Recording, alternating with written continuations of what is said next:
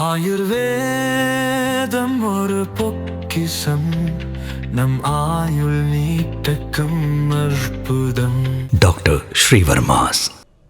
அசாமையும் இந்தியாவின் கிழக்கு பகுதியில் உள்ள மாநிலங்களையும் காங்கிரஸ் நீண்ட காலமாக புறக்கணித்தது என்று பிரதமர் நரேந்திர மோடி குற்றம் சாட்டியுள்ளார்.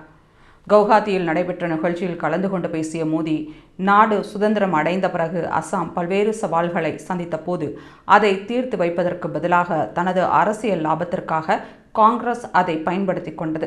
காங்கிரஸ் வேண்டுமென்றே அசாமில் பிரச்சனையை உருவாக்கி வன்முறையை ஏற்படுத்தியது. காங்கிரஸ் தலைவர் மல்லிகார்ஜுன கார்கேவின் மகனும் கர்நாடகாவின் அமைச்சருமான பிரியங்க் கார்கே அசாமில் செமிகண்டக்டர் ஆலை அமைப்பதற்கு எதிர்ப்பு தெரிவித்தார். பாஜகவின் டபுள் என்ஜின் அரசு காங்கிரஸ் செய்த தவறுகளை சரி செய்து டெல்லிக்கும் அசாமிற்கும் இடையேயான தூரத்தை குறைத்து வருகிறது. உட்கட்டமைப்பு வசதிகளை ஏற்படுத்தி அசாமில் உள்ள தொலைதூர பகுதிகளுக்கும் செல்லும் வாய்ப்பை பாஜக அரசு ஏற்படுத்தியுள்ளது.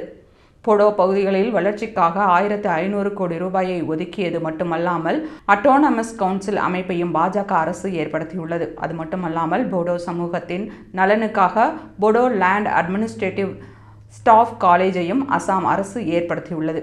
கோஜ்கர்ஜாரில் மருத்துவக் கல்லூரிகளும் மருத்துவமனைகளும் திறந்து வைக்கப்பட்டுள்ளன என்று தெரிவித்துள்ளார்.